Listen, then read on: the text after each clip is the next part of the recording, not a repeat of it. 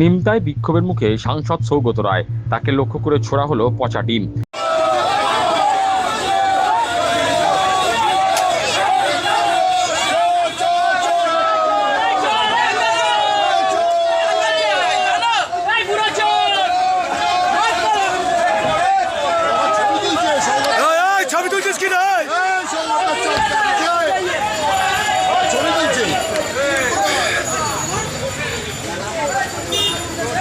নিজের সংসদীয় এলাকা নিমতাতেই এবার বিক্ষোভের মুখে পড়লেন দমদমের তৃণমূল কংগ্রেসের বর্ষিয়ান সাংসদ সৌগত রায়।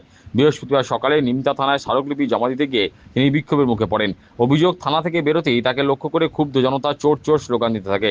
এমনকি তাকে লক্ষ্য করে পচা ডিমও ছোড়া হয় বলে অভিযোগ। যদিও ছোড়া ডিম সৌগত রায় গায়ে লাগেনি, তার গাড়ির কাছে লেগেছে। সংবাদ মাধ্যমের মুখোমুখি হয়ে তৃণমূল সাংসদ সৌগত রায় জানান, বুধবার 5 জন দলীয় কাউন্সিলরের বাড়িতে হামলা হয়েছে, তাই তারা থানায় অভিযোগ জানাতে এসেছিলেন। তার অভিযোগ, থানা থেকে বেরোনোর সময় একদল যুবক চোর চোর স্লোগান দিতে থাকে।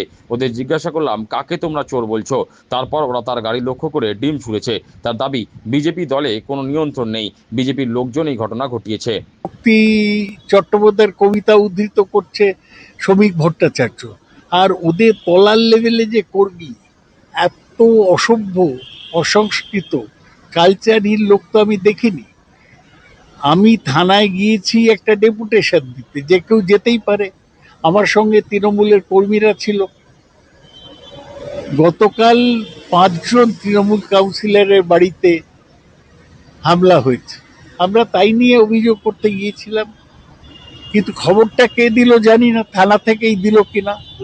আইসি উপস্থিত ছিলেন, তারই সামনে হলো। আমি এসিপি কে, কমিশনারকে তো পাওয়া যায় না ফোনে, অপদার্থ, আর এসি কে ফোন করে বললাম, তিনিও কোনো লোক পাঠালেন না।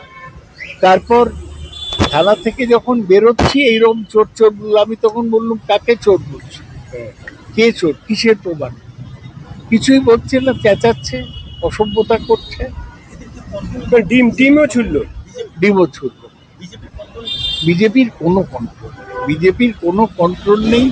ওদের এই বাজারে কিছু অসভ্য জঙ্গলি ছেলে, একটা উত্তম মণ্ডল বলে, একটা রাজেশ বলে, তাদের নেতৃত্বে এটা হলো। আমাদের কর্মীরা ভয় পাচ্ছে। আমি ওদের ভরসা দেওয়ার জন্যই গিয়েছিলাম, আবার যাব।